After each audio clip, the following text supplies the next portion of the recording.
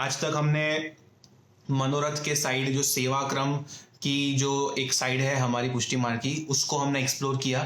But this is the first time that we are going to explore the philosophical, the intellectual side of this wonderful विलक्षण मार्ग known as पुष्टि मार्ग, right. हमारे guest है आज धवल bhai Patel. Now धवल भाई पटेल का introduction वो उनके हम मुख से तो सुनेंगे ही, बट मेरे तरफ से भी एक इंट्रोडक्शन आपको दे देता हूँ. So he is a very learned man. Philosophy, theology, तो इन सब में he has studied in depth and he runs his own live sessions about Pushti Marg के सिद्धांत, विविध ग्रंथ रिटन बाय आचार्य श्री महाप्रभु जी. तो he is very learned in Sanskrit. Indian philosophy क्या होती है, वेस्टर्न फिलोसफी क्या है, he is well read, well studied. So बहुत आनंद आने वाला है आज के सेशन में. So let's just directly invite Dhaval bhai Patel. धवल भाई, जय श्री कृष्ण. हाँ, जय श्री कृष्ण. ધવલ ભાઈ, your video orientation needs to be in portrait mode. એ આડો છે video. Yes. Oh, there you go. Great. So nice of you to join. From my understanding, it's early morning there, right? हाँ, early morning. It's early morning. Yes. So thank you so much for joining us at such a unusual time, right? So before we start, we all want to know कि आपका background क्या है, आप philosophy, theology से क्या आपका connection है. सो आपके इंट्रोडक्शन से हम एक बार स्टार्ट करते हैं. डेफिनेटली. फर्स्ट ऑफ ऑल खूब बहुत बहुत धन्यवाद आपको मुझे आमंत्रित करने के लिए. और इंट्रोडक्शन में तो मैं वल्लभ वेदांत का विद्यार्थी हूँ, और विद्या का अर्थी होने से विद्या ग्रहण करने में कभी भी कोई एज फैक्टर नहीं होता है. It is a continuous process, learning process, and I focus myself to continuously learn more and more about Pushti Marg and Vallabh Vedant. और मैं I'm also the practitioner in Pushti Marg also since about 20 years with the grace of Mahaprabhu ji and Thakur ji. So that is my introduction. I live in San Francisco, USA, and I am a machine learning specialist architect in software technology at Amazon.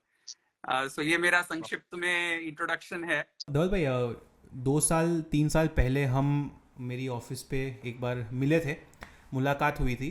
तो that time आपने कुछ ऐसा कहा था कि there are international spiritual और religious conferences जो आप अटेंड करते हैं. So that was something that stayed in my mind कि that was the first time जब मुझे रियलाइज़ हुआ कि स्पिरिचुअल एंड फिलोसॉफिक से रिलेटेड, रिलीजन के रिलेटेड भी एक इंटरनेशनल कॉन्फ्रेंसेस होती है.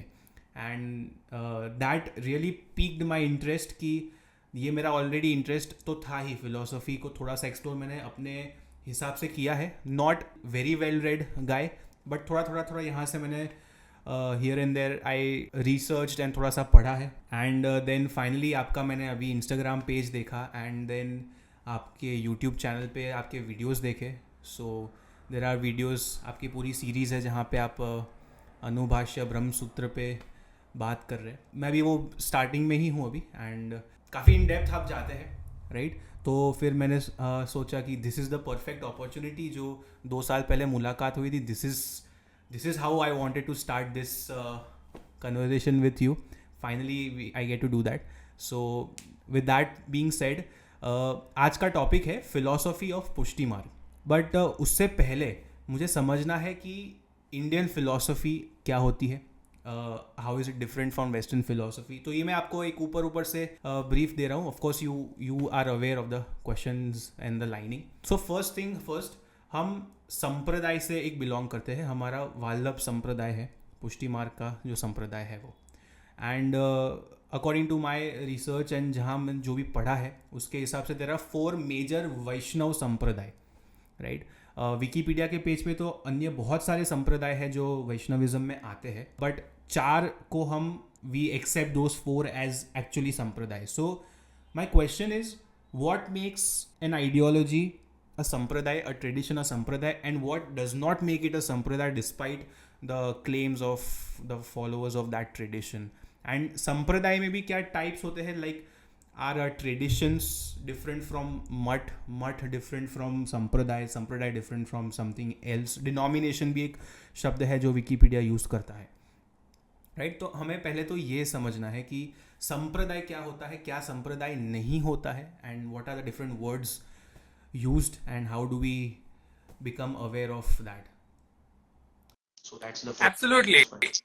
एब्सोल्युटली देखिए, संप्रदाय का अर्थ होता है शास्त्र के हिसाब से, हमारे जो वैदिक शास्त्र हैं, वैदिक सनातन शास्त्र हैं, उसके हिसाब से कई सारे वैदिक संप्रदाय के आचार्य या वैदिक आचार्यों ने संप्रदाय के व्याख्यान में ऐसा कहा है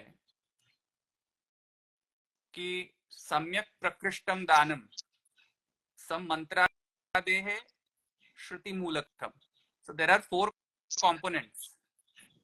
4 कंपोनेंट्स होते हैं संप्रदाय में.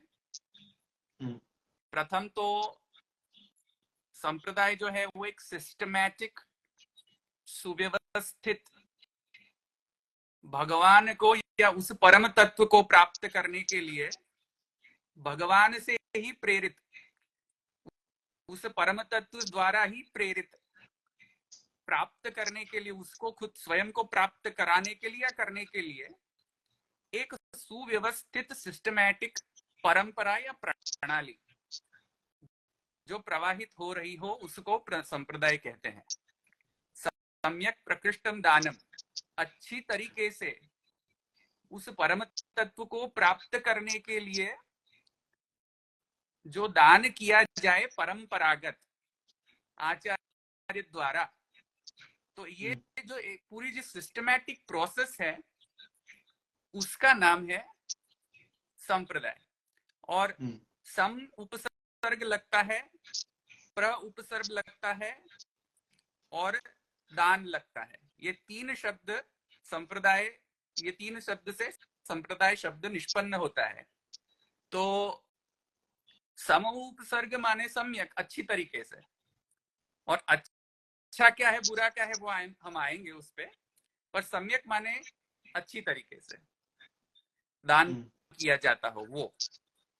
प्रकृष्ट माने द अल्टीमेट जो रियलिटी है उसका दान किया जाए.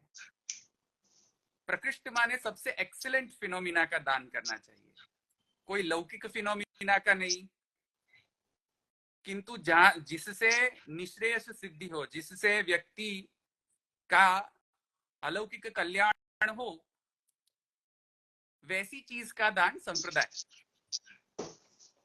तो ये संप्रदाय का एक जनरल अर्थ है. अब संप्रदाय के प्रकार जो हैं, आपने प्रश्न पूछा कि संप्रदाय कितने प्रकार के होते हैं. तो संप्रदाय जो हैं वैदिक भी होते हैं और अवैदिक भी होते हैं. संप्रदाय में ईश्वरवादी भी होते हैं, अनीश्वरवादी भी संप्रदाय होते हैं. कई लोगों के कॉन्सेप्ट जो है परम तत्व के बारे में वो भिन्न हो सकते हैं. कई लोग ईश्वर को मानते हैं, कई लोग ईश्वर को नहीं भी मानते हैं.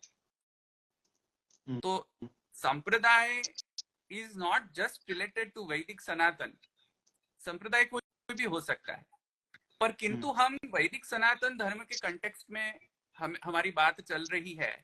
और क्योंकि संप्रदाय का जो व्याख्या है, संप्रदाय की जो व्याख्या है वो वैदिक आचार्यों ने ऐसी की है, जैसे मैंने आपको पहले बताया, सम्यक प्रकृष्टम दानम सम्मंत्रादेः श्रुति मूलकम. तो श्रुति मूलक आया है वहां पे, माने वेद की प्रणाली से जो सुसंगत हो, सामंजस्य हो, कंसिस्टेंट हो, उसको संप्रदाय कहते हैं. और उसके आगे विशेषण लगता है वैदिक संप्रदाय. तो एक होता है अवैदिक संप्रदाय और एक होता है वैदिक संप्रदाय. वैदिक संप्रदाय के अंतर्गत भी वैष्णव संप्रदाय है, गाणपत्य संप्रदाय है, माने जो गणपति को इष्ट देव मानते हैं उसको गाणपत्य कहते हैं. शक्ति संप्रदाय है, जो शक्ति माता, शक्ति को इष्ट देवी मानते हैं, शक्ति संप्रदाय है. वो शक्ति की उपासना परब्रह्मत्वेन करते हैं, वो ultimate reality, as an ultimate reality भजते हैं देवी को. शाक्त संप्रदाय में, वैष्णव संप्रदाय में विष्णु, नारायण, कृष्ण, इनको इष्ट देव माने के साधना करते हैं. उसको वैष्णव संप्रदाय कहते हैं। शैव संप्रदाय भी है वैदिक संप्रदाय के अंतर्गत, जो शिव को परम तत्व मान के साधना करते हैं। तो कई सारे ऐसे संप्रदाय हैं वैदिक संप्रदाय के अंतर्गत जो तत्त देव को इष्ट देव माने के अपनी साधना प्रणाली उनकी होती है। तो वैदिक संप्रदाय में कई सारे ऐसे सब संप्रदाय होते हैं जो जीव के कल्याणार्थ प्रयुक्त हुए हैं। और the very interesting fact is कि इतनी सारी विविधताएं संप्रदायों में, वैदिक संप्रदाय के अंतर्गत भी इतनी सारी विविधताएं हैं, पर ये विविधताएं जो हैं, ये संप्रदाय का जो जो शुरू करने की जो प्रेरणा है वो स्वयं परब्रह्म ने उसकी प्रेरणा देके उसको शुरू किया है, हम ऐसा मानते हैं। माने शैव संप्रदाय है तो शिव जी की इच्छा से ये शैव संप्रदाय आया हुआ है। वैष्णव संप्रदाय है तो विष्णु की इच्छा से ये आया है। तो इसमें परब्रह्म की ही एक इच्छा है कि संप्रदाय का प्रचार हो, संप्रदाय उत्पन्न हो, संप्रदाय की प्रणाली सुव्यवस्थित हो। ये सब परब्रह्म की इच्छा के अंतर्गत हुआ है ये सब। राइट। सो एक तो मेजर पॉइंट यही है कि परब्रह्म की इच्छा से, उनके वाणी से, वचन से ही जो ओरिजिनेट होता है उसी को हम संप्रदाय कहेंगे। तो हाउ डू वी आइडेंटिफाई कि कौन से एक्चुअली ठाकुर जी की वाणी से या वही इष्ट देव की वाणी से ओरिजिनेट हुए हैं, कौन से सेल्फ प्रोक्लेम्ड है, तो वो कैसे पता चलता है? देखिए,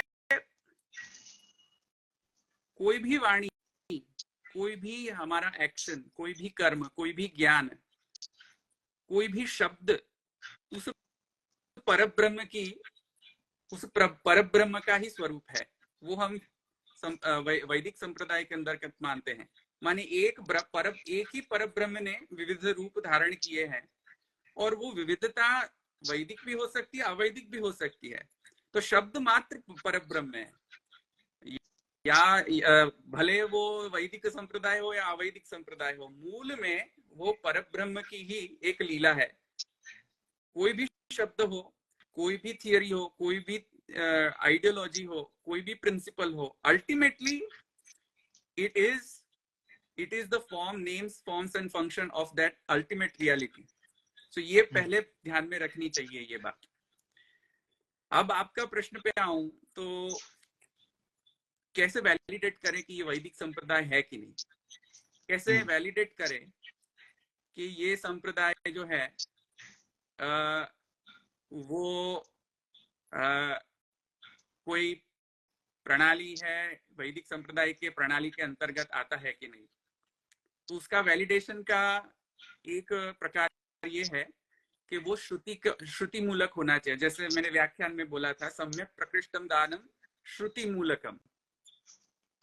तो वेदादि शास्त्र जो है उससे कंसिस्टेंट अगर कोई संप्रदाय हो तो वो संप्रदाय जो है वो प्रामाणिक संप्रदाय है। प्रामाणिक संप्रदाय वेदादि शास्त्रों से प्रामाणिक संप्रदाय होता है। इसका अर्थ ये नहीं है कि केवल वेदादि संप्रदाय ही केवल एकमात्र संप्रदाय फॉलो करने लायक है। कई लोग ऐसे हैं अनीश्वरवादी जो अपने खुद के संप्रदाय, जैसे चारवाक आदि संप्रदाय है, बौद्ध संप्रदाय है, जैन संप्रदाय है, वो सब अवैदिक संप्रदाय, किंतु भगवान की ही एक वाणी है, पर किंतु वो वैदिक संप्रदाय नहीं कहलाए जाते। तो दोनों प्रकार से हैं, पर वैलिडेशन करना हो किसी को कि ये संप्रदाय वैदिक है कि नहीं, उसका वैलिडेशन का एक ही प्रकार है कि कंफर्म करें, वैलिडेट करें कि हमारे मूल जो शास्त्र हैं, वेद, गीता आदि शास्त्र माने स्मृति शास्त्र, श्रुति शास्त्र, श्रुति माने वेद, स्मृति माने गीता इत्यादि जो शास्त्र उसके अंतर्गत आते हैं स्मृति शास्त्र, पुराण शास्त्र माने भागवत आदि शास्त्र, और आगम शास्त्र माने तंत्र इत्यादि जो शास्त्र हैं, इतिहास पुराण के अंतर इतिहास भी आ जाते हैं और आगम शास्त्र के अंतर्गत तंत्र इत्यादि भी आ जाते हैं। तो ये सब शास्त्रों से सुसंगत होना चाहिए वो संप्रदाय, ये सब शास्त्र से कंसिस्टेंट होना चाहिए ये संप्रदाय। सब शास्त्र में एक प्रकार की कंसिस्टेंसी वो संप्रदाय ने बैठा ही होनी चाहिए, फिलोसॉफिकली थियोलॉजिकली, तब जाके वो संप्रदाय जो है वो प्रामाणिक वैदिक संप्रदाय कहलाया जाएगा। व्हाट आई अंडरस्टैंड इज़ कि हम हमारे जो शास्त्र है, जैसे कि वेद है, उपनिषद है, भागवत जी है, गीता जी है, तो we treat them as axioms, like that is truth. उसको तो हमको मान के ही चलना है कि इस पे हम डिबेट नहीं कर सकते, इसको हम कॉन्ट्रास्ट नहीं कर सकते, इसको को हम अपोज नहीं कर सकते, तो ही हम आगे बढ़ पाएंगे। Is that so? देखिए, एक बात होती है कि डिबेट नहीं कर सकते ऐसा नहीं कहा जा सकता, डिबेट किया जा सकता है, पर डिबेट जब हम करते हैं किसी भी कॉन्सेप्ट को समझने के लिए, तब डिबेट को सपोर्ट करने के लिए हम लॉजिक का प्रयोग करते हैं, दृष्टांत का प्रयोग करते हैं, लॉजिक का प्रयोग करते हैं। अब प्रश्न ये है कि can logic be used to understand that supralogical entity, जो लॉजिक से लिमिटेड नहीं है, जो एंटिटी, जो फिनोमिना लॉजिक से लिमिटेड नहीं है, लॉजिक से शायद पता भी ना चले, लॉजिक से परे हो, जो एंटिटी, जो परब्रह्म की हम बात कर रहे हैं, जो परमात्मा की हम बात कर रहे हैं। और अगर परमात्मा जो है वो हम कहते हैं कि लॉजिक से परे है, तर्क से परे है, तर्कागोचर है, प्रत्यक्ष अगोचर है, अनुमान अगोचर है, उसका अनुमान नहीं किया जा सकता, उसको तर्क से समझा नहीं जा सकता, तर्क से वो लिमिटेड नहीं हो सकता है। और अगर तर्क से वो लिमिटेड हो गया तो वो परब्रह्म ही नहीं रह जाएगा। It ceases to exist as God. It ceases to exist as ultimate reality because it is getting limited with its logic. हमारे जो ह्यूमन एंथ्रोपोमॉर्फिक लॉजिक है उससे हम संकीर्ण एक नैरो माइंडेड एक एंटिटी बन जाएगा, वो ब्रह्म नहीं रह जाएगा, अल्टीमेट रियलिटी नहीं रह जाएगा, गॉड नहीं रह जाएगा।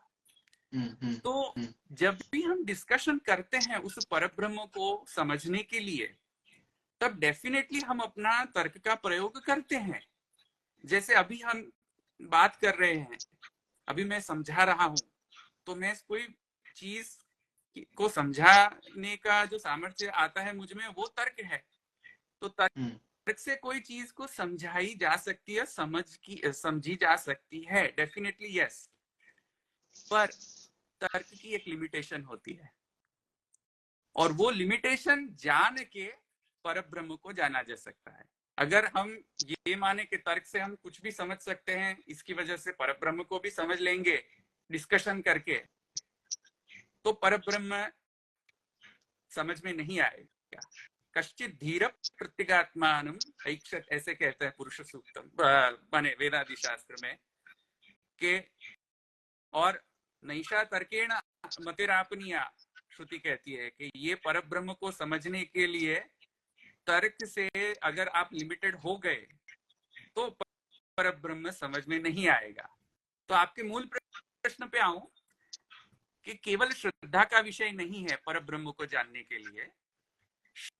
श्रद्धा तो डेफिनेटली हो या ना हो कोई प्रॉब्लम नहीं है, पर हमारे जो पूर्वाचार्य हैं, हमारे जो वैदिक संप्रदाय में ऋषि हैं, वे ऋषियों ने ऐसे शास्त्र की भी रचना की है जो शास्त्र में लॉजिक को यूज करके भी जो परब्रह्म का डिस्क्रिप्शन वेदादि शास्त्र में किया, उसको यूज करके आप समझ सकते हो कि परब्रह्म कैसा होगा, परब्रह्म के विषय में आप समझ सकते हो लॉजिक से भी।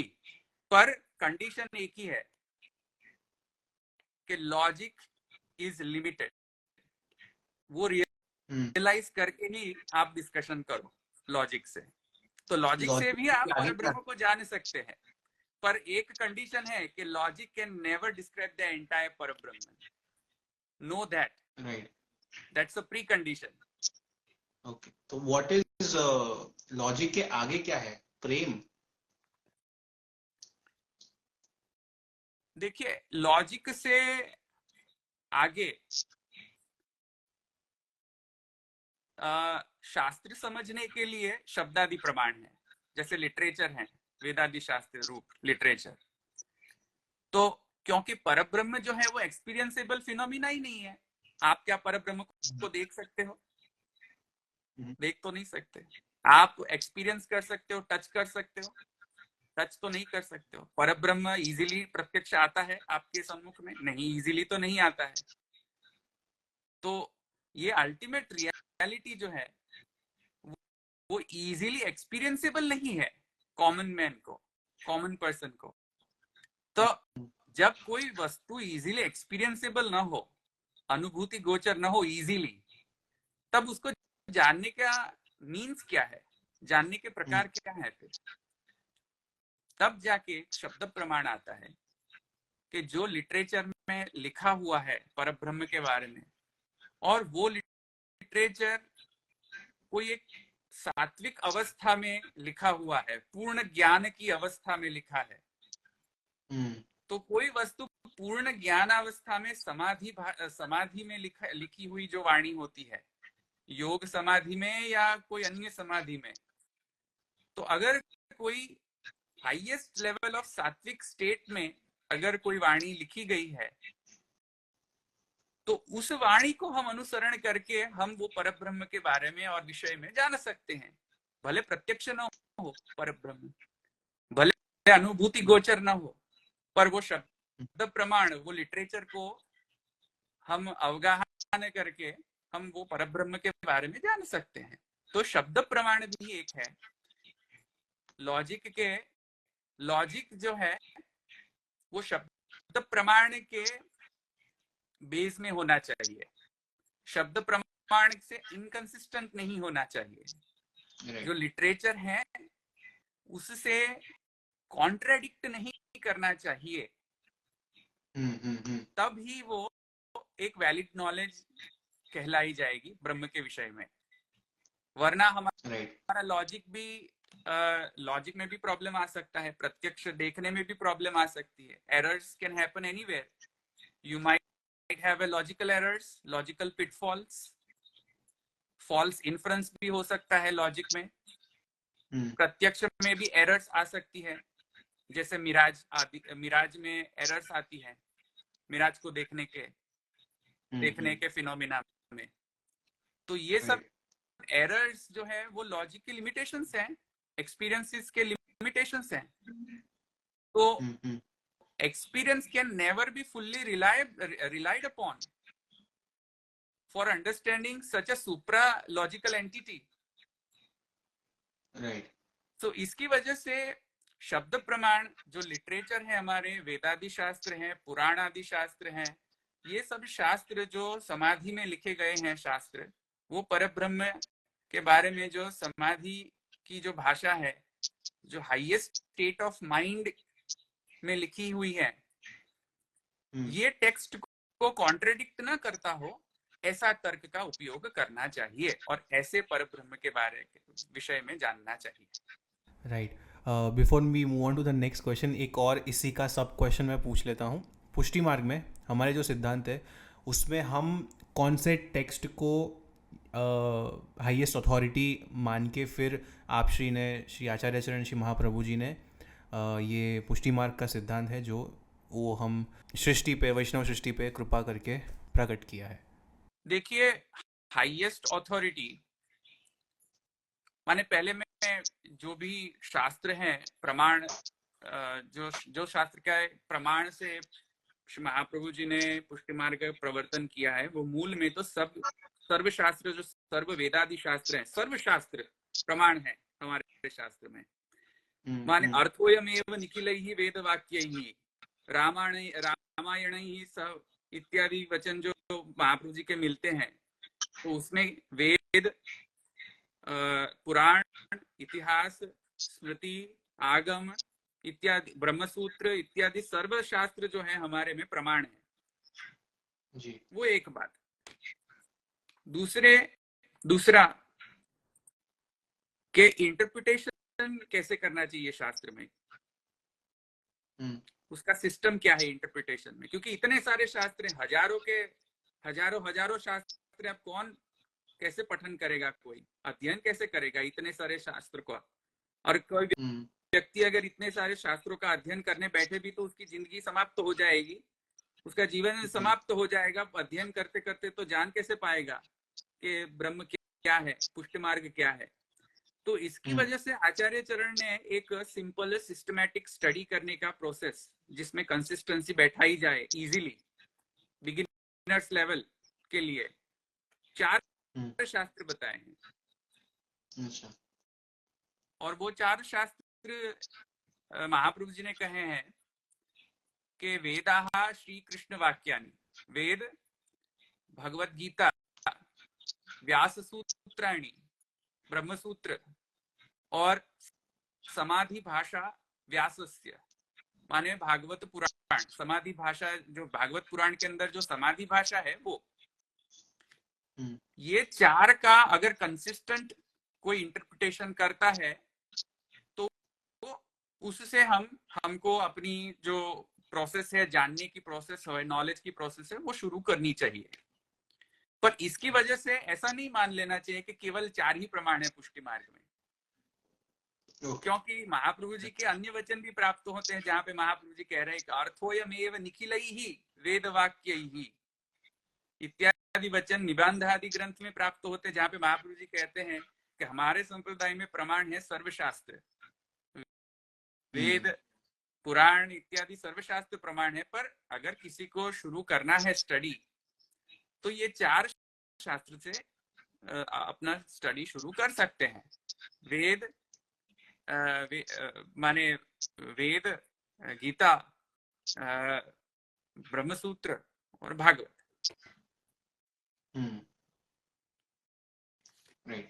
सो आपने संप्रदाय का जो डेफिनेशन दिया स्टार्टिंग में, तो आपने कहा कि एक पर ब्रह्म को प्राप्ति करने की एक रीत, एक प्रणाली पास ऑन होती है, एक अच्छा जीवन, अच्छा स्पिरिचुअल लाइफ, सम अच्छा, तो उसको पास ऑन करने का जो फिनोमेना है, ट्रेडिशन है, उसे हम संप्रदाय कहते हैं। सो माय क्वेश्चन इज, संप्रदाय promises something to its followers. It has to give certain things, promise certain things to its followers, and भगवान प्राप्ति तभी होगी। तो what are those, can we narrow down to 3 or 4 of those promises that are common in all संप्रदाय कि ये आपको हम देंगे। It can be on an individual level, societal, community level, it can be on an entire species level or a world level, whatever. But can we narrow down कि these are things that a sampradaya must have for it to be called a sampradaya? What are those things that it promises? देखिए, thing it promises एक aspect है। दूसरा ये है कि जब शिष्य संप्रदाय का अनुसरण करता है तो शिष्य के पक्ष में भी कोई एक्सपेक्टेशन होती है कि वो भी फुलफिल करे। तो ये दोनों परस्पर का संबंध मेंटेन करना चाहिए, दोनों तरफ ही है, ये एक तरफी नहीं है। धर्मो रक्षति रक्षितः, तो अगर हम धर्म का रक्षण करते हैं तो धर्म भी हमारा रक्षण करेगा। ऐसी ही स्थिति संप्रदाय के साथ भी है कि संप्रदाय कुछ देता भी है तो उसमें हमारा भी एक रिस्पॉन्सिबिलिटी बनता है कि हम संप्रदाय को भी रिटर्न में कुछ दें। पर हैविंग सेड दैट, संप्रदाय में जो मूल कंपोनेंट्स हैं वो, जैसे मैंने आपको बताया था कि दान करता है, और दान किस चीज का करता है, मूल में प्रयोजन है दान करने का, परब्रह्म का दान, माने परब्रह्म की प्राप्ति कराने के लिए। तो ये अल्टीमेट नॉर्थ स्टार गोल है संप्रदाय का। अब वो संप्रदाय ये गोल को अचीव करने के लिए क्या करता है, तो संप्रदाय के परंपरा के अंतर्गत मंत्र होता है जो परब्रह्म प्राप्ति के अर्थ में जो उसका उपयोग किया जाता है। तो मंत्र का दान होता है। एक तो संप्रदाय की खुद की एक साधना प्रणाली होती है, जैसे पुष्टि मार्ग में हम सेवा आदि, समर्पण आदि साधना प्रणाली के हिसाब से हम संप्रदाय का अनुसरण करते हैं। अपनी एक खुद की सेवा प्रणाली है, अपनी खुद की साधना प्रणाली है। तो हर एक संप्रदाय का कोई एक साधना प्रणाली होता है। फल होता है कि भाई अगर आप ये करोगे तो आपको एज एन अचीवमेंट इस प्रकार का फल प्राप्त होगा। जैसे ज्ञान मार्ग में ब्रह्म ज्ञान या ऐक्य ऐसे ऐसे फल की प्राप्ति होती है, पुष्टि मार्ग में अलौकिक सामर्थ्य, निरोध इत्यादि फल प्राप्ति होती है। तो फल है एक, हर एक संप्रदाय में आइडेंटिफाई करने के लिए चिन्ह इत्यादि होते हैं, माने तिलक आदि है। कोई संप्रदाय में ऊर्ध्वपुंड्र हैं, जैसे मैंने और आपने किया है, ऊर्ध्वपुंड्र जो तिलक आदि चिन्ह हैं वो धारण किया जाता है। शंख चक्र गदा पद्म इत्यादि आयुध के चिन्ह धारण करते हैं संप्रदाय में, वैष्णव संप्रदाय में स्पेसिफिकली। और संप्रदाय का एक खुद का इष्ट देव भी होता है। संप्रदाय के भक्ति के प्रकार में भी भेद आता है। संप्रदाय में तत्त थियरी, वेद के जो निर्णय रूप जो थियरी होती है वो भी होती है, फिलोसॉफिकल स्टैंड पॉइंट से, फिलोसॉफिकल थियरी।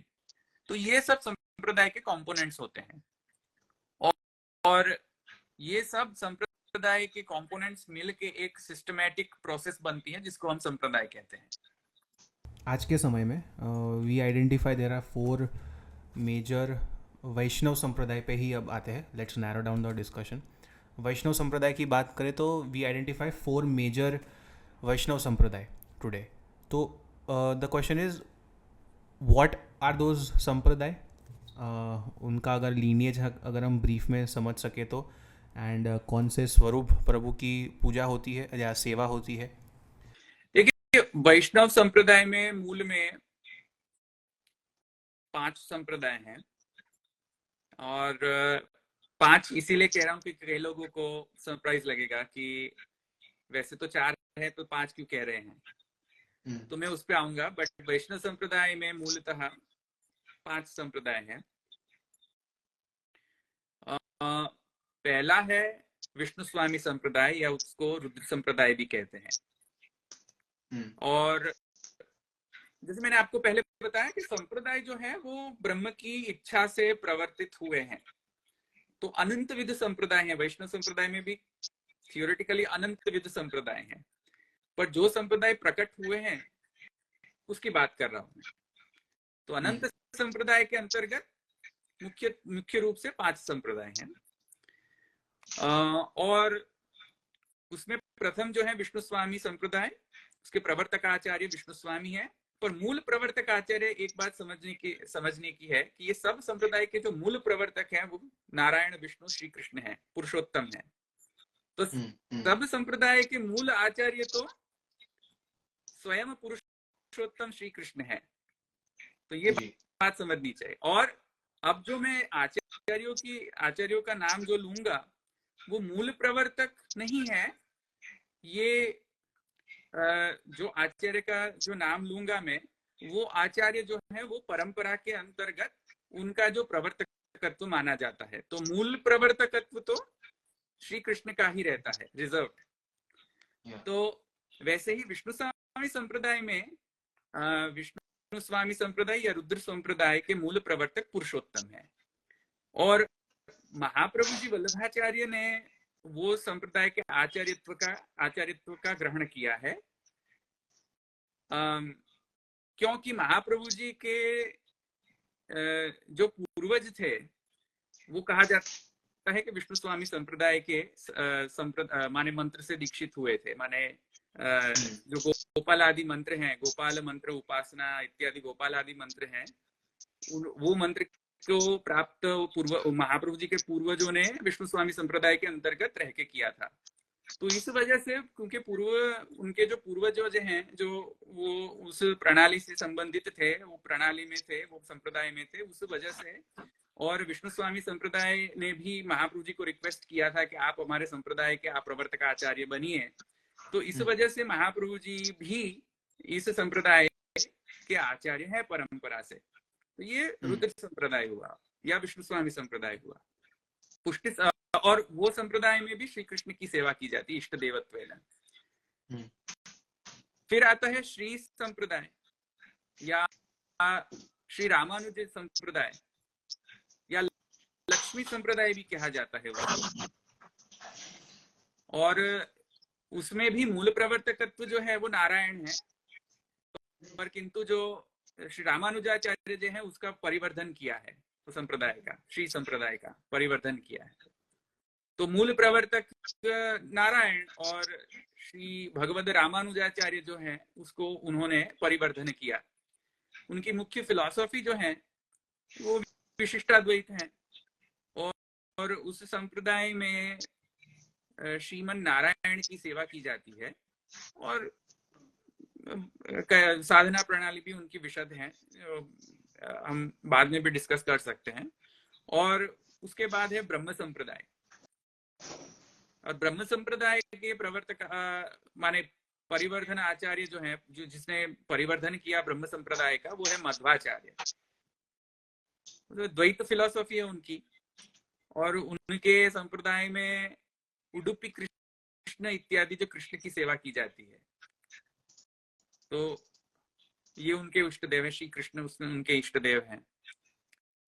उसके बाद आता है निम्बार्क संप्रदाय, और निम्बार्क संप्रदाय की फिलॉसफी है स्वाभाविक भेदाभेदवाद, और उसमें भी राधा कृष्ण की सेवा की जाती है। निम्बार्काचार्य द्वारा परिवर्धित है ये संप्रदाय। और पंचम जो संप्रदाय है, पांचवा संप्रदाय है, वो पुष्टि संप्रदाय है, पुष्टि मार्ग। महाप्रभु जी का विविध आचार्यत्व है, उभय आचार्यत्व है। महाप्रभु जी विष्णु स्वामी संप्रदाय के भी आचार्य हैं, क्योंकि उनके पूर्वज इत्यादि जो है विष्णु स्वामी संप्रदाय के अनुयायी थे, और क्योंकि विष्णु स्वामी ने के अंतर्गत जो तत्कालीन जो आचार्य थे महाप्रभु जी के काल में, उन्होंने भी आपको रिक्वेस्ट किया था कि आप हमारे संप्रदाय के आचार्य आप हो तो अच्छा रहेगा, तो महाप्रभु जी ने वो रिक्वेस्ट को एक्सेप्ट भी किया था। तो उस वजह से महाप्रभु जी रुद्र संप्रदाय के भी आचार्य हैं, और क्योंकि श्री कृष्ण ने स्वयं प्रकट होकर श्रावण मास की जो एकादशी रात्रि में श्री कृष्ण ने महाप्रभु जी को प्रकट होकर आज्ञा की कि आप पुष्टि मार्ग का भी आप प्राकट्य करो, तो श्री कृष्ण जो है वो मूल पुष्टि संप्रदाय के मूल आचार्य भी हुए, क्योंकि प्रथम जो मंत्र जो है वो श्री कृष्ण ने श्री महाप्रभु जी को सुनाया।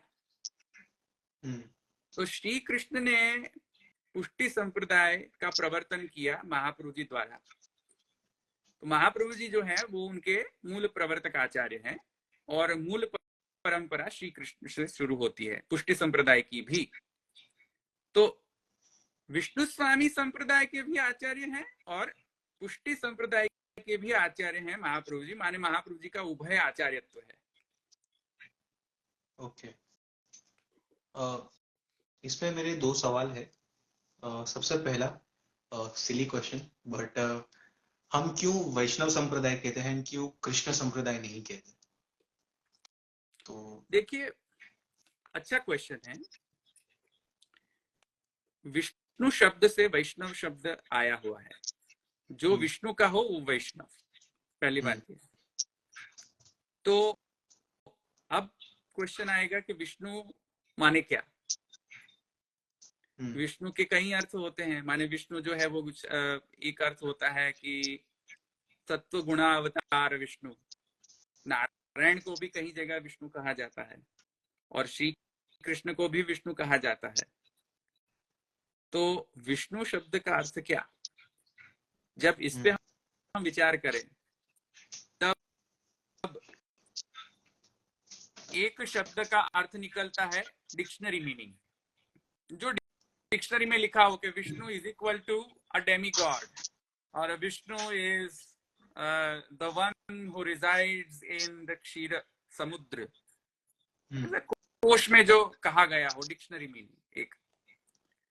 और दूसरा एक मीनिंग है शब्द के व्युत्पत्ति से, माने शब्द कहाँ से ओरिजिनेट हुआ है, वो व्याकरण की दृष्टि से शब्द का अर्थ जो निकलता हो वो अर्थ, डिक्शनरी मीनिंग नहीं, ग्रामेटिकल मीनिंग।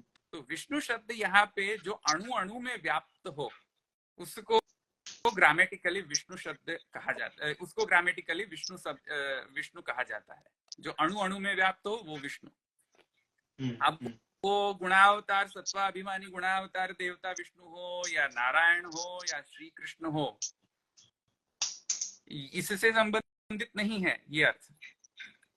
तो डिक्शनरी मीनिंग से जाएंगे तो समझ में नहीं आएगा, पर ग्रामेटिकली अगर ये शब्द की व्युत्पत्ति पे हम फोकस करें तो समझ में आएगा कि जो अणु अणु में व्याप्त है वो विष्णु। तो जो अणु अणु में व्याप्त होता है वो तो केवल परब्रह्म परमात्मा पुरुषोत्तम श्री कृष्ण है। श्री कृष्ण की ही सामर्थ्य सब देवी देवताओं में आती है। प्राकृता सकला देव गणितानंदकम बृहत इत्यादि महाप्रभु जी के वचन भी मिलते हैं सिद्धांत कृष्णाश्रय में।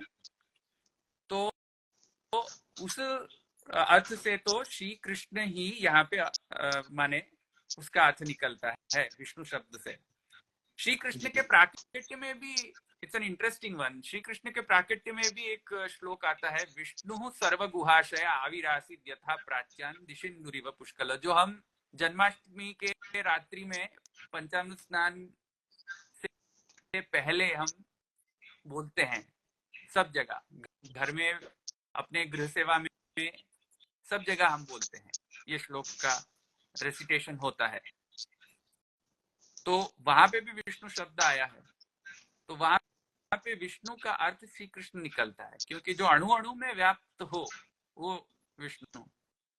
तो इसके हिसाब से वैष्णव संप्रदाय, आपके मूल प्रश्न पे आऊं कि इसको कृष्ण संप्रदाय नहीं कहा जाता किंतु वैष्णव संप्रदाय कहा जाता है, इस वजह से क्योंकि वैष्णव विष्णु से जुड़ा हुआ है और विष्णु जो है वो हमें याद दिलाता है कि भाई ये केवल कोई देवी देवता का संप्रदाय नहीं है, कोई प्राकृत देवी देवता का संप्रदाय नहीं, स्वयमेव परब्रह्म श्री कृष्ण का संप्रदाय है। तो इस बात को ध्यान दिलाने के लिए देव का नाम नहीं लिया गया है, यहाँ पे यौगिक अर्थ लिया गया है विष्णु। जो अणु अणु में व्याप्त हो उसको प्राप्त करने के लिए जो संप्रदाय है वो विष्णु, वो वैष्णव संप्रदाय। Got it. वैसे ही आप देखिए इंटरेस्टिंग फैक्ट है, ब्रह्म संबंध है, कृष्ण संबंध नहीं है। जो ब्रह्म संबंध का नाम है, नामकरण है, उसमें कृष्ण संबंध नाम नहीं दिया है टाइटल में। टाइटल में ब्रह्म संबंध नाम दिया है, पर हो तो रहा है संबंध कृष्ण से अल्टीमेटली, पर टाइटल में क्यों कृष्ण संबंध नहीं रखा है? टाइटल में, नाम में महाप्रभु जी ने चूज किया है और श्री कृष्ण ने स्वयं चूज किया है, ब्रह्म संबंध करणात् सर्वेषां देह जीवो। तो वहां कह सकते थे महाप्रभु जी कि वहां पे माने कृष्ण संबंध करणात् सर्वेषां देह जीवो। तो टाइटल क्या दिया मंत्र का? ब्रह्म संबंध। कृष्ण संबंध दिया नहीं है, पर अल्टीमेटली अगर मंत्र पे हम जाएं, वो जो मंत्र का जो टेक्स्ट है, वो जो मैं अभी तो नहीं कह सकता, बट जो टेक्स्ट में अगर जाएं हम तो आपको पता चल जाएगा कि ये तो कृष्ण है, क्योंकि कृष्ण का नाम आ रहा है टेक्स्ट में। पर टाइटल में कृष्ण का टेक्स्ट नहीं आ रहा है। इसकी भी वजह यही है कि कोई प्राकृत देवी देवता नहीं है, कृष्ण स्वयं परब्रह्म है कृष्ण। तो इसको याद कराने के लिए कह रहे हैं कि कोई देवी देवता या प्राकृत देवी देवता के साथ आपका संबंध नहीं हो रहा है, आपका संबंध हो रहा है उस परम तत्व के साथ जो कृष्ण है। इसको ध्यान दिलाने के लिए, इसको इंगित करने के लिए ब्रह्म संबंध है या वैष्णव संप्रदाय है। Okay, to make it clear, right. इसी का एक फॉलोअप क्वेश्चन भी पूछ लेता हूँ मैं कि स्वयं ठाकुर जी ने आज्ञा की थी आप श्री को कि विष्णु स्वामी संप्रदाय की आप आचार्य पद एक्सेप्ट करिएगा इंस्टेड ऑफ माधवाचार्य संप्रदाय, बिकॉज शास्त्रार्थ के बाद आप श्री को ये ऑफर भी मिली थी माधवाचार्य संप्रदाय के द्वारा। तो स्वयं ठाकुर जी का वचन था इस विष्णु स्वामी संप्रदाय के आचार्य पद ग्रहण कीजिए, एंड फिर ठाकुर जी ने महाप्रभु जी को पुष्टि संप्रदाय की भी आज्ञा दी। तो ये इज इट नॉट कॉन्ट्राडिक्टरी? ऐसा क्यों? Because it's not a mistake obviously, क्योंकि अगर कुछ ठाकुर जी के द्वारा हुआ है तो बहुत लाइक बियॉन्ड लॉजिक है, कुछ तो रीजन होगा उसका। देखिए, इसमें कॉन्ट्रडिक्शन की कोई बात नहीं है। ठाकुर जी की इच्छा है कि महाप्रभु जी दोनों संप्रदाय के आचार्य हों और जो प्रणाली है उनका वहन करें आचार्य पद माने एक्सेप्ट करके। और कई बार ऐसा भी होता है कि क्योंकि ये सब भगवत इच्छा है, क्योंकि दोनों प्रमाण मिलते हैं, ये भी आपने जो उद्धृत किया जो प्रमाण वो मिलता है, जहाँ पे ठाकुर जी ने ऐसी आज्ञा करी कि विष्णु स्वामी संप्रदाय के आप आचार्य होने का ग्रहण करो आप, और दूसरी आज्ञा महाप्रभु जी को आप श्री ने प्रकट होके गोकुल में ब्रह्म संबंध के बारे में की। तो इससे तो डेफिनेटली कंफर्म हो जाता है कि दो संप्रदाय को परिवर्तन करने के लिए आप श्री की आज्ञा हुई महाप्रभु जी को। और as far as contradiction is concern, स्वयं जो परब्रह्म है उन्होंने ही मायावाद का भी प्रवर्तन करने के लिए त्वंच रुद्र महाबाहो मोह शास्त्राणी कार है ऐसे करके शंकराचार्य जो की भी आज्ञा करी, रुद्र को भी आज्ञा की कि आप जाके मोह शास्त्र का प्रवर्तन करो। तो महाप्रभु जी क्योंकि कृष्ण वदनालला अवतार हैं, कृष्णास्य अवतार हैं, कृष्ण के स्वयं जो मुखारविंद हैं वो साक्षात मुखारविंद उनके अवतार हैं महाप्रभु जी। तो माने ठाकुर जी ने ये आज्ञा की कि भाई वैष्णव संप्रदाय का परिवर्तन करना हो और उसमें भी जो शुद्ध पुष्टि भक्ति है, निर्गुणा पुष्टि भक्ति है, उनका भी अगर परिवर्तन करना हो तो पुष्टि संप्रदाय एक विलक्षण संप्रदायत्वेन उसको परिवर्तन करना चाहिए, क्योंकि विष्णु संप्रदाय में तो उसकी संप्रदाय की प्रणाली जो है, उसका जो थियोलॉजी है, उसकी जो फिलोसॉफी है वो तो फिक्स्ड होगी। तो और वो साधना प्रणाली भी फिक्स्ड होगी विष्णु स्वामी संप्रदाय में। तो वो साधना प्रणाली जो थी वो बिफिटिंग नहीं थी पुष्टि संप्रदाय की, जो ठाकुर जी जो परिवर्तन करना चाहते थे अपनी पुष्टि भक्ति को, वो बिफिटिंग नहीं थी। और इसकी वजह से ठाकुर जी को पृथक आज्ञा करनी पड़ी महाप्रभु जी को कि इस प्रकार की जो निर्गुणा भक्ति है, निर्हेतुक भक्ति है, उसका भी एक सिस्टमैटिक प्रोसेस होना चाहिए संप्रदायत्व ना। तो इसकी वजह से महाप्रभु जी का उभय आचार्यत्व है। एक छोटा सा एक और सब फॉलोअप क्वेश्चन, आपने उभय आचार्य इस शब्द का उपयोग किया है, तो वो भी एक बार कंटेक्स्ट, वो टर्म क्या है, उभय आचार्य पद क्या होता है? उभय माने दोनों का आचार्यत्व, दोनों संप्रदायों का आचार्यत्व। उभय माने विष्णु स्वामी संप्रदाय का भी आचार्यत्व और विष्णु स्वामी संप्रदाय से भी जो पृथक पुष्टि संप्रदाय है उसका भी आचार्यत्व, दोनों उभय आचार्यत्व है। ऐसी उभय शब्द का अर्थ ये होता है। Got it. जब आप डिस्कस कर रहे थे कि 4 संप्रदाय हमारे वैष्णव संप्रदाय के, तो उसमें आपने बात की भेदाभेद, फिर विशिष्ट अद्वैत, अद्वैत, शुद्धाद्वैत। तो क्या हम ब्रीफ में इन चारों को, इन 4 फिलॉसफी को समझ सकते हैं in philosophical and theological terms only, कि वो क्या है, ये अगर उनको समझना हो तो हमें? देखिए, ब्रह्म और जगत, जो ब्रह्म है और जो जगत है, ब्रह्म से जो ब्रह्म है और उसका क्रिएशन है, let's put in that way. So the creator and the creation, जगत कर्ता परब्रह्म और जगत स्वयं, दोनों में संबंध क्या है? परस्पर। दोनों क्या सर्वथा पृथक हैं, भिन्न हैं, या दोनों सर्वथा एक ही हैं, जगत जैसा कुछ है ही नहीं क्योंकि दोनों एक ही है,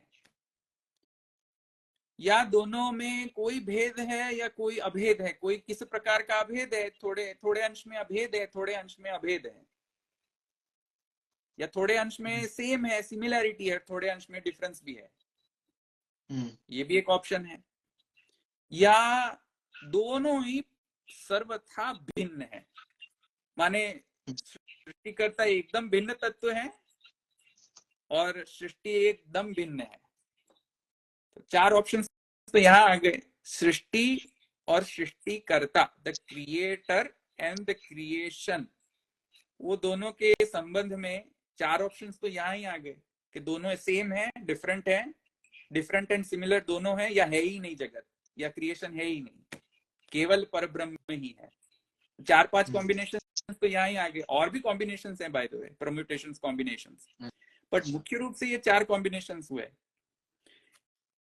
ये 4 कॉम्बिनेशन या 4 या 5 या 6 कॉम्बिनेशंस जो हैं, ये कॉम्बिनेशंस हाई लेवल पे ये कन्वर्ट हो माने ये जो है वो एसेंशियल पार्ट है हाई लेवल में, कि भाई जगत और ब्रह्म के बीच में संबंध कैसा है। उसके बेसिस पे ये फिलोसॉफिकली ये डिफरेंसेस आ रहे हैं। वेदादि जो वैष्णव संप्रदाय है और वैष्णव संप्रदाय नहीं है, उनके भी जो कंक्लूजन्स है, फिलोसॉफिकल कंक्लूजन्स है या वैदिक फिलोसॉफिकल कंक्लूजन्स है, उसमें ये डिफरेंसेस आ रहे हैं। तो प्रथम में शांकर मत है, वो यद्यपि वैष्णव संप्रदाय नहीं है, पर for the sake of the completeness में कह दूं कि शांकर मत में केवलाद्वैत उसको कहा जाता है। केवल माने ऐसा अद्वैत, ऐसा अभेद, अद्वैत माने अभेद, और अभेद माने किस दोनों चीज में अभेद, जगत और जगत कर्ता दोनों के बीच में अभेद। तो शांकर मत में ऐसा कहा जाता है फिलोसॉफिकली कि जगत, वी कैन एक्सपीरियंस जगत but it really does not exist, वो मिथ्या है जगत, हमें अनुभूत होता है वो बात अलग है। जैसे मैं और आप बोल रहे हैं, मैं देख सकता हूं, मुझे अनुभूति होती है जगत की, वो बात डिफरेंट है। बट इन रियलिटी द जगत does not exist, the creation does not exist, only the creator exist. तो इस बात को हम कहते हैं केवलाद्वैत, द एब्सोल्यूट मोनिज्म। मोनिज्म माने एक ही वस्तु है, अगर एक है तो दो नहीं है, अगर दो है तो एक नहीं है, म्यूचुअली एक्सक्लूसिव है। If there is one, there cannot be two. If there is two, then there cannot be one. Logically. So शांकर मत ये कहता है कि जगत मिथ्या है और केवल ब्रह्म ही सत्य है, और ब्रह्म में कोई भी प्रकार का डुअलिटी नहीं आता है, भेद नहीं आता है, कोई भी डुअलिटी नहीं आता है, कोई भी भेद इस ब्रह्म में शक्य नहीं है।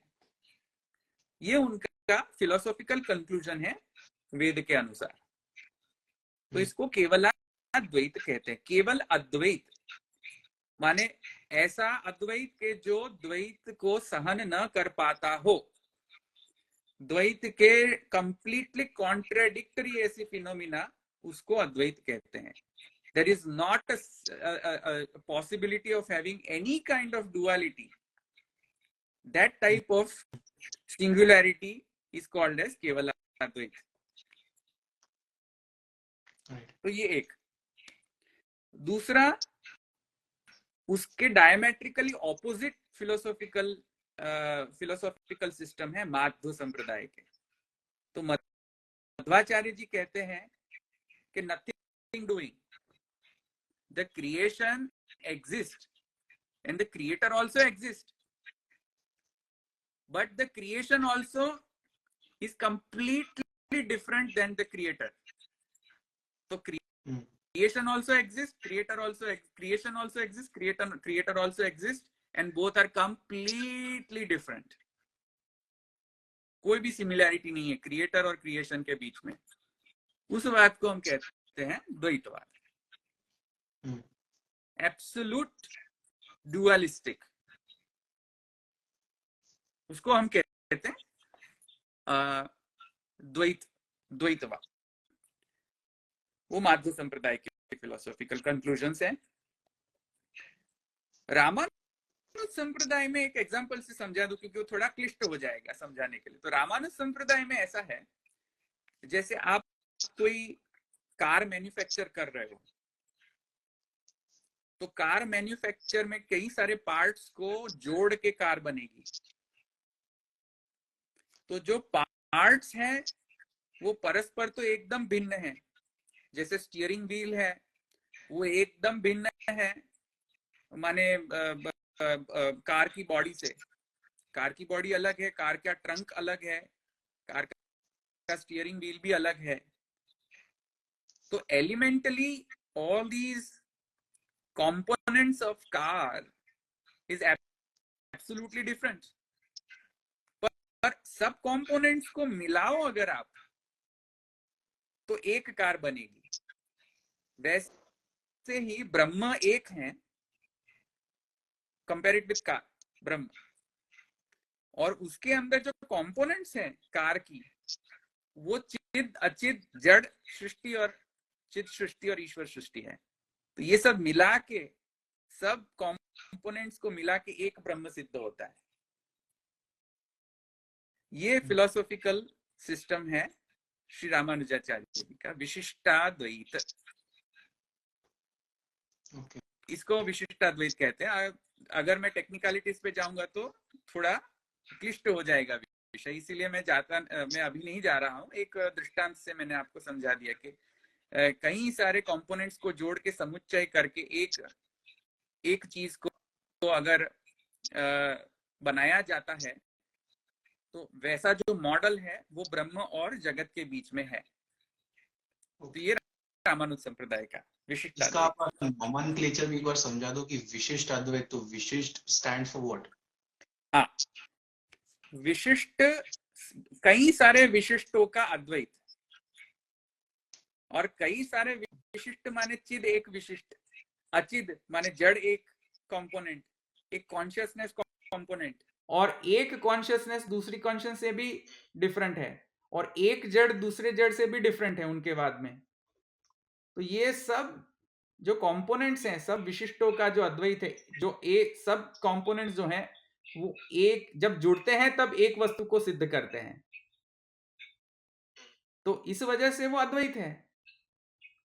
जैसे हम कहते हैं कंपाउंडेड यूनिटी, अगर केमिकल प्रोसेस की बात करें तो केमिकल प्रोसेस में एक होता है कॉम्प्लेक्स और एक है कंपाउंडेड, जहां पे जो केमिकल जो एलिमेंट्स हैं वो पूर्णतया घुल मिल नहीं जाते हैं, वो पृथक ही रहते हैं, पर केमिकल प्रोसेस में सब एक साथ काम करते हैं, सब केमिकल कंपोनेंट, पर अपने आप में घुल मिल नहीं जाते हैं, वो पृथक ही रहते हैं केमिकल कंपोनेंट्स। वैसे ही ब्रह्म के अंतर्गत जगत है और जगत के अंतर्गत चिदचिद, ये सब भिन्न ही रहते हैं, उसका भेद ही रहता है, कभी भी वो सब अभेद में परिणमित नहीं होते हैं। सो इसका अर्थ है विशिष्टाद्वैत। कार के एग्जाम्पल से मैंने बताया आपको जैसे वैसे। भास्कर मत में भास्कराचार्य जी का मत है दूसरा, वो शैव संप्रदाय के अंतर्गत आता है, वैष्णव संप्रदाय नहीं है वो। पर भास्कराचार्य कहते हैं उनके फिलॉसफी में कि जैसे सूर्य और सूर्य प्रकाश, तो जहां पे सूर्य है वहां ही प्रकाश आता है सूर्य का, अगर सूर्य नहीं है तो प्रकाश ही नहीं आएगा। तो सूर्य जो है वो शक्तिमान है और सूर्य प्रकाश जो है वो शक्ति है सूर्य की। तो शक्ति कहां रहेगी? जहां पे शक्तिमान है वहां ही। तो उस हिसाब से दोनों का अद्वैत है, माने दोनों में कोई भेद नहीं है, क्योंकि जहां शक्तिमान है वहां ही शक्ति है। तो उस हिसाब से तो दोनों एक ही हुए, उसमें कोई भेद नहीं है। पर किंतु कार्यात्मना माने जैसे सूर्य जो है वो एक देश में स्थित रहता है, पृथ्वी पे आ नहीं जाता है डायरेक्टली। पृथ्वी पे कौन आता है? सूर्य की किरणें ही, सूर्य स्वयं नहीं आता है। तो किरण जो है वो अन्य देश में जाती है, स्वयं सूर्य तो जाता नहीं है कहीं पे। तो सूर्य का जो कार्य है किरण प्रदान करना, या सूर्य की जो शक्ति है वो सब जगह जाती है, सूर्य तो जाता नहीं है। इसकी वजह से शक्तिमान में भेद भी है, एक प्रकार का भेद भी है, क्योंकि सूर्य देश में नहीं जाता है, सूर्य की किरणें ही अन्य देश में जाती हैं। तो इस प्रकार से ये पर्सपेक्टिव से भेद आ रहा है। और जहां पे शक्तिमान है वहां ही शक्ति रहती है, controlling, as a controlling factor, उस पर्सपेक्टिव से अभेद भी है। So there is some kind of singularity and there is some kind of duality. So that duality and singularity combined, when you combine that, that is called as Dvaita Dvait. Dvait and Advait, the samucchay, the combination of duality and singularity. And the way you can understand is with the example of Surya and Surya Prakash. तो ये भास्कर मत है संक्षेप में. और महाप्रभु जी का मत, श्री वल्लभाचार्य जी का जो फिलोसॉफिकल सिस्टम है, फिलोसॉफिकल कंक्लूजन है, वो ये है, दृष्टांत से समझा देता हूं कि सुवर्ण और सुवर्ण निर्मित गहने, तो सुवर्ण भी सच्चा है और सुवर्ण द्वारा निर्मित जो गहने हैं वो भी सच्चे हैं. तो जगन मिथ्या नहीं है, कार्य मिथ्या नहीं है, कार्य भी सत्य है और कारण भी सत्य है. और सुवर्ण ही परिणमित हुआ है, ट्रांसफॉर्म हुआ in another form, in form of ornament. तो ornament is also essentially gold. तो इस वजह से महाप्रभु जी कहते हैं कि जैसे सुवर्ण और सुवर्ण द्वारा निर्मित जो गहने, वैसे जैसे वहां संबंध जैसा है, वैसा ही संबंध ब्रह्म और जगत के बीच में है. माने ब्रह्म ने ही जगत बनाया है निमित्त कारणत्वेन, और ब्रह्म ही एसेंशियल क्वालिटी है जगत का. जैसे जो गहने हैं उसमें भी एसेंशियली रॉ मटेरियल कौन है? सुवर्ण. वैसे ही जगत का रॉ मटेरियल कौन है? स्वयं परब्रह्म. कोई भी लेश मात्र डिफरेंस नहीं है. तो उस हिसाब से महाप्रभु जी कहते हैं स्वाभाविक अद्वैत. ऐसा अद्वैत जो स्वाभाविक है. और स्वाभाविक अद्वैत माने कि essentially all the creation is Parabrahman. Essentially, entire creation is Parabrahman. So that is called Swabhavik Advait. And Mahaprabhu ji और कहते हैं कि एक प्रकार का द्वैत भी है कि इस नाम रूप कर्म में भगवान की इच्छा से भगवान ने विविध विविध नाम रूप ग्रहण किए हैं. इसी की वजह से महाप्रभु जी कहते हैं कि भगवान की इच्छा से जगत में वैविध्य प्राप्त होता है. तो इसकी वजह से महाप्रभु जी कहते हैं ऐच्छिक द्वैत. जो इच्छा से हो वो ऐच्छिक. तो जो ब्रह्म ने ऐसी इच्छा की कि मैं विविध नाम रूप कर्म में विभक्त हो जाऊं, विविध नाम रूप कर्म में परिणमित हो जाऊं, ट्रांसफॉर्म हो जाऊं, डिफरेंट डिफरेंट फॉर्म्स लूं मैं. इस इच्छा के वजह से वहां पे डुअलिटी आ रही है. पर अल्टीमेटली एवरीथिंग इज गोल्ड. वैसे ही ultimately all the names, forms and functions are essentially Brahman. So स्वाभाविक अद्वैत और ऐच्छिक द्वैत, उसको अगर आप मिलाओ तो शुद्धाद्वैत होगा. शुद्धाद्वैत इक्वल्स टू स्वाभाविक अद्वैत प्लस ऐच्छिक द्वैत. उसको दूसरे नाम से भी कहा जा सकता है तादात्म्यवाद. तादात्म्य माने the theory of identity. There is a relationship of identity between gold and ornaments. Similarly, there is a relationship of identity between Jagat and Parabrahman. And the identity mathematically could be represented as equality. A equals to B. A is Brahman, B is Jagat. And equality denotes the identity, the relationship of identity. वो हमारा वाद है. वो हमारे वाद को भेद सहिष्णु और अभेद भी कहते हैं, या हमारे वाद को तादात्म्यवाद भी कहते हैं, या इंग्लिश में अगर कहें तो थियोरी ऑफ आइडेंटिटी भी कहते हैं. या तो शुद्धाद्वैत भी कह सकते हैं। शुद्धाद्वैत जो टर्म है वो महाप्रभु जी ने यूज नहीं किया है अपने वाद को डिस्क्राइब करने के लिए मूल में। ये बहुत पीछे से आया ये टर्म संप्रदाय में। मूल में महाप्रभु जी ने तादात्म्यवाद शब्द का उपयोग किया है अपने वाद को डिस्क्राइब करने के लिए, और श्री गोसाई जी ने साकार ब्रह्मवाद शब्द का उपयोग किया है। महाप्रभु जी ने कहीं कहीं ब्रह्मवाद शब्द भी उपयोग किया है अपने थियरी को डिस्क्राइब करने के लिए।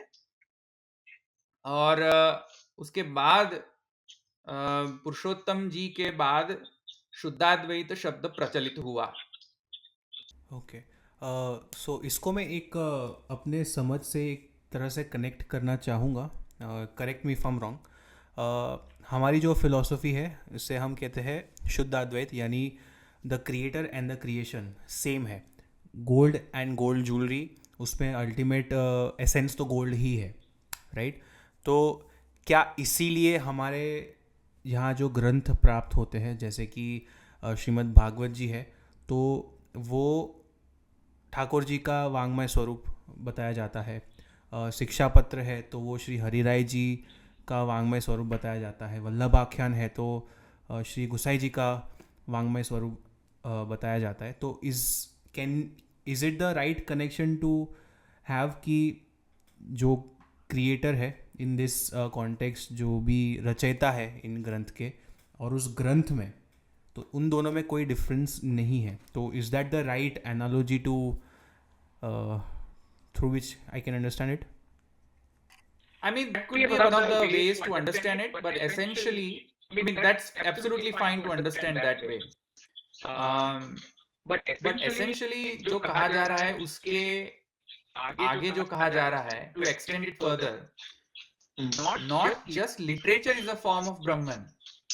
Not just that, every name, forms and function is essentially Brahman, be it a literature or not.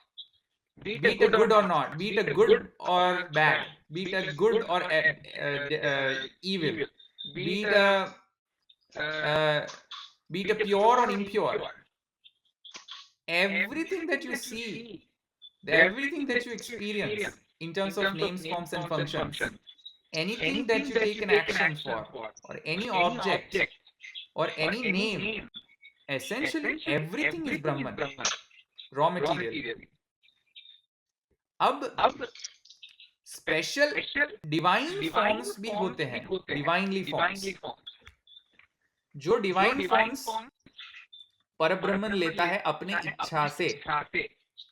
तो एक इच्छा परब्रह्म की ऐसी हुई कि एनम उद्धरिष्यामि माने इसका मैं उद्धार करूंगा ये रूप लेके, जगत से उद्धार करूंगा ये रूप लेके। तो ऐसी जब परब्रह्म की इच्छा होती है कि मैं एक ग्रंथ का रूप लूं, और ग्रंथ का रूप लेके मैं पुष्टि संप्रदाय के जो अनुयायी हैं उनका उद्धार करूं, तो इसमें एक स्पेशल सामर्थ्य भी आता है परब्रह्म का उद्धार करने की सामर्थ्य। तो तब जाके ये जो आप बोल रहे हो, जो एग्जाम्पल दृष्टांत आपने दिया कि ग्रंथ भी जो है वो वांग्मय स्वरूप है, एब्सोल्युटली, पर उसमें एक और भी विशिष्टता है।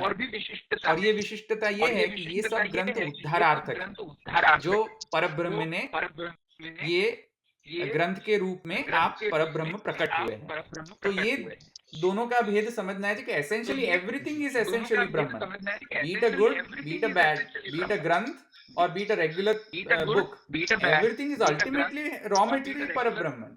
But there's an additional quality in those divinely scriptures instilled by that Parabrahman that through these scriptures मैं उसका उद्धार करूंगा। तो ये एडिशनल एक क्वालिटी समझनी चाहिए और कैरेक्टरिस्टिक समझनी चाहिए ग्रंथ के विषय में। क्वेश्चन है, I was reading it somewhere, उसमें ऐसा लिखा था about Advaita specially, and I'll just quote it as I read it, कि devotion is sensible only when bhakt is distinct from Paramatma, not otherwise. In other words, the refutation of the Advait is a prerequisite to accept the relevance of bhakti. तो इस पे आपका क्या commentary, because this is portraying Advait and Bhakti Marg as contradiction, as I understand it. देखिए, मूल में मूल विषय ये है, उसमें मूल कारण ये है, ये स्टेटमेंट करेक्ट है फर्स्ट ऑफ ऑल। और ये क्यों ऐसा कहा जा रहा है, मूल में इसका कारण ये है कि भक्ति जब हम करें तब कोई भी जो भक्ति का प्रकार है, कोई भी ले ले, सख्य भक्ति है या श्रृंगार रसात्मिका भक्ति है या कोई भी प्रकार की भक्ति हो, उसमें कोई भी भाव हो, भक्ति को जो एसेंशियल क्वालिटी क्या है, महात्म्य ज्ञान पूर्वस्व सुदृढ़ सर्वतोधिक स्नेह। स्नेह, और स्नेह कब आता है? दो व्यक्ति हो तब स्नेह परस्पर प्रकट होता है, या कोई दो वस्तुएं हैं तो दो वस्तु के बीच में ही स्नेह हो सकता है। जैसे सख्य भाव है, स्वयं से तो सख्य भाव कर नहीं सकते, कोई अन्य व्यक्ति चाहिए सख्य भाव प्रकट के लिए। वैसे ही दास और स्वामी भाव अगर हो तो दास भी चाहिए और स्वामी भी चाहिए। वैसे ही भक्त अगर हो तो भगवान भी चाहिए भक्ति करने के लिए। तो दो की तो आवश्यकता रहेगी। और not just two phenomena is required, actually three phenomena is required, three different things are required. Number one is the one who is the devotee, जो भक्त है वो, जो भक्त जिस भगवान की भक्ति कर रहा है वो तो भगवान हुए। और तीसरी चीज है स्वयं the sentiment of love.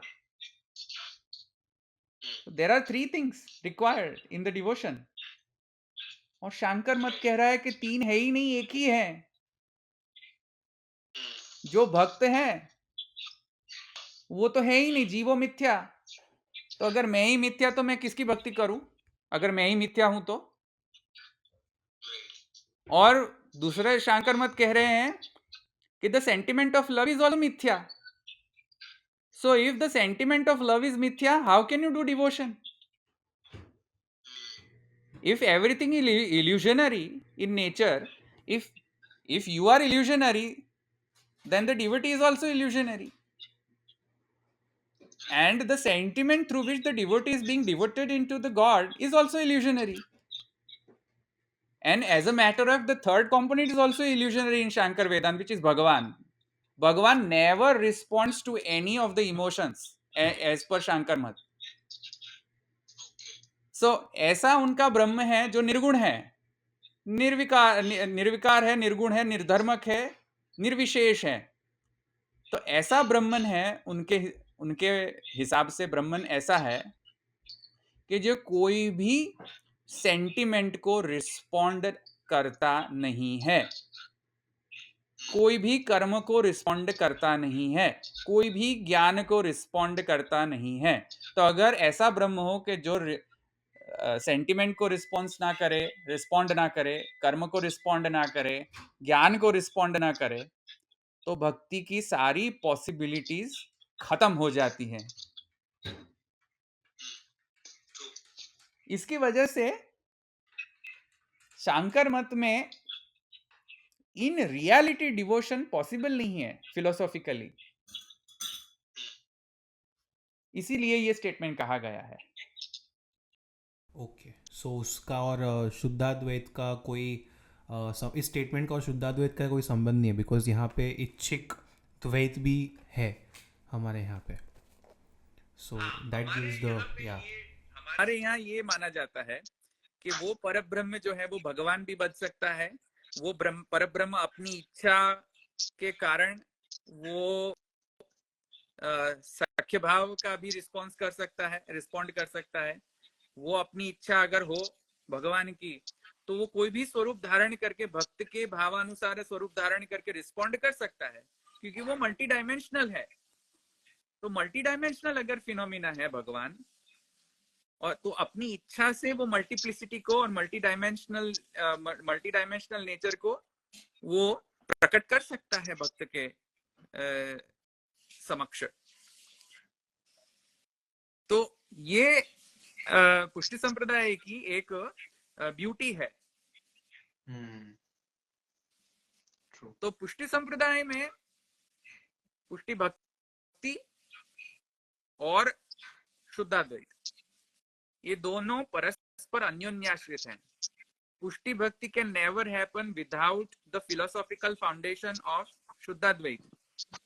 And ji Shuddhadvait can be realized to its best in practice using Pushti Bhakti.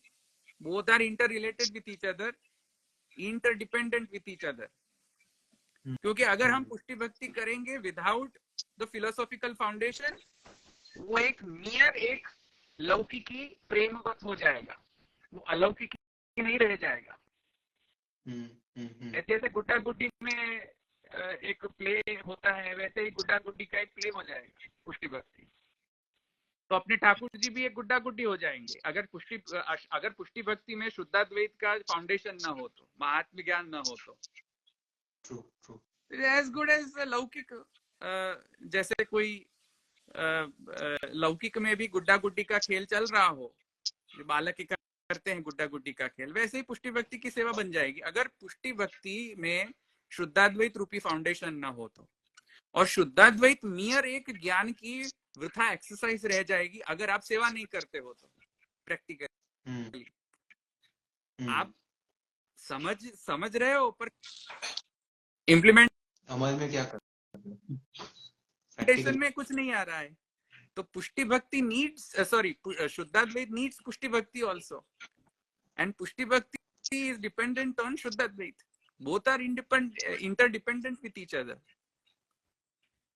Okay, got it.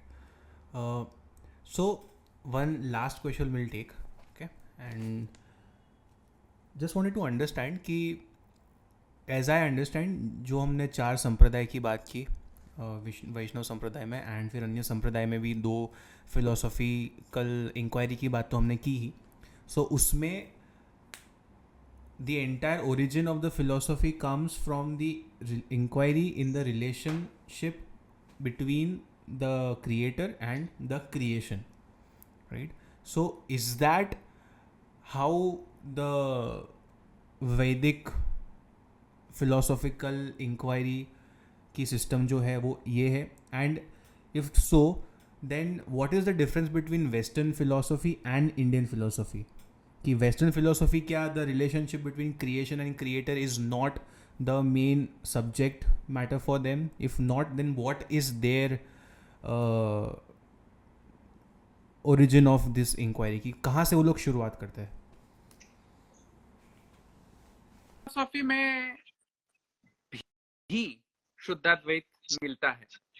ऐसा वाटर टाइट कंपार्टमेंट नहीं है कि अगर वैदिक संप्रदाय है तो वेस्टर्न नहीं है, वेस्टर्न है तो वैदिक संप्रदाय के फिलोसॉफी नहीं मिलते। ऐसा वाटर टाइट कंपार्टमेंट नहीं है। जैसे मैं एक आपको एग्जांपल दूं, वेस्टर्न फिलोसॉफी में एक ऐसे फिलोसोफर, कई सारे फिलोसोफर्स हुए हैं पर 1 या 2 ऐसे फिलोसोफर्स हुए हैं जिसका सामंजस्य, सिमिलैरिटी एकदम शुद्धाद्वैत फिलोसॉफी से है। जैसे बारूक स्पिनोजा वो ऐसे फिलोसोफर थे जिससे ऑलमोस्ट महाप्रभु जी के जो शुद्धाद्वैत में ऐसा ही फिलोसॉफी का प्रपोजल दिया है बारूक स्पिनोजा ने। वैसे ही ब्रूनो ने भी ऐसा दिया है। ब्रूनो के philosophy almost, not exactly but almost similar to Shuddhadvaita. ये बात बताया आपने, ब्रूनो। तो Spinoza, Bruno, there are so many other philosophers in West who has almost proposed the similar philosophy as Shuddhadvaita. Almost. वैसे थोड़ा यद्यपि थोड़े डिफरेंसेस हैं, जैसे वेस्टर्न फिलोसॉफी में कृष्ण परम तत्ववादी नहीं है। वेस्टर्न फिलोसॉफी में उनका सुप्रीम रियलिटी का कॉन्सेप्ट थोड़ा भिन्न है, कोई अलग देव है उनके। पर इसको बाहर करके जो एसेंशियल क्वालिटी रहती है कोई फिलोसॉफिकल सिस्टम की, जहाँ पे ये विषय में निर्णय किया जाता है कि भाई एक क्रिएटर है और एक क्रिएशन है, अब चलिए हम डिस्कस करते हैं कि इस दोनों में क्या रिलेशनशिप है। उस पर्सपेक्टिव से जो शुद्धाद्वैत का जो स्टैंड है वैसा ही स्टैंड ये सब वेस्टर्न फिलोसोफर्स के स्टैंड में मिलता है, सिमिलैरिटी। तो ऐसे हमें ये भी ऐसे भी एग्जांपल्स मिलते हैं जहां पे वेस्टर्न फिलोसॉफी में क्रिएटर और क्रिएशन के बारे में टोटली माने creator is totally different than creation. ये भी ऐसे जैसे मध्वाचार्य जी कहते हैं कि creator is totally different than creation, तो वैसे ही वाद हमें माने वेस्टर्न फिलोसॉफी में भी मिलते हैं, थियोलॉजी में मिलते हैं। तो ये एक सिमिलैरिटी है वेस्टर्न फिलोसॉफी और वैदिक फिलोसॉफी में। बट डिफरेंस ये है कि जो मूल जो प्रमाण है वेस्टर्न फिलोसॉफी में उनके अलग अलग तत्त धर्म के तत्त धर्मानुसार अलग अलग डिफरेंट प्रमाण हैं। प्रमाण माने लिटरेचर जो है वो अलग अलग है। कई संप्रदाय में बाइबल है, कई संप्रदाय में बाइबल नहीं है, कोई और है वगैरह वगैरह। पर हमारे संप्रदाय में, वैदिक संप्रदाय में मूल प्रमाण है वेदादि शास्त्र। तो ये एक डिफरेंस है कि कौन सा शास्त्र प्रमाण है। और दूसरा भी एक डिफरेंस है कि जनरली वैदिक संप्रदाय जो है वो शब्द प्रमाण के बेसिस पे ही होता है, इंडिपेंडेंट थिंकिंग नहीं होता है हमारी फिलोसोफर्स का वैदिक सिस्टम में। तो महाप्रभु जी ऐसे क्लेम नहीं करेंगे कि ये मेरी खुद की सोच है शुद्धाद्वैत, या मध्वाचार्य जी ऐसा क्लेम नहीं करेंगे कि ये मेरी खुद की स्वतंत्रता एक सोच है, एक स्वतंत्र फिलोसॉफी है। कोई भी आचार्य क्लेम नहीं करेंगे कि ये मेरी स्वतंत्र फिलोसॉफी है। सब आचार्य यही कहेंगे कि ये तो मैंने वेद जैसे कह रहा है वैसे ही मैंने कहा, वेद का ही निर्णय मैंने कहा। पर वेस्टर्न फिलोसॉफी में ऐसे भी एग्जांपल्स मिलते हैं जहां पे वो कहते हैं कि नहीं ये तो हमारी स्वतंत्र एक फिलोसॉफी, हमारी एक इंडिविजुअल सोच है। We are being innovative, we are creative in nature, and hence we like to propose our own philosophy. Right. तो बात ठीक है कि वो सही माने करनी चाहिए, इंडिपेंडेंट थिंकिंग भी होनी चाहिए, कोई प्रॉब्लम नहीं है। बट इसकी वजह से ऐसा नहीं सोचना चाहिए कि वैदिक संप्रदाय में इंडिपेंडेंट थिंकिंग नहीं है। वैदिक संप्रदाय में भी इंडिपेंडेंट थिंकिंग है, और इंडिपेंडेंट थिंकिंग आचार्यों ने किया है, पर जो फाउंडेशन है वो फाउंडेशन है वेद। पर इंडिपेंडेंट इनोवेशन थिंकिंग तो है, क्योंकि अगर नहीं होती तो अलग अलग फिलोसॉफिकल सिस्टम आ ही नहीं सकते हैं। एक ही स्क्रिप्चर के अलग अलग इंटरप्रिटेशन आए कैसे? Because of the innovative thinking.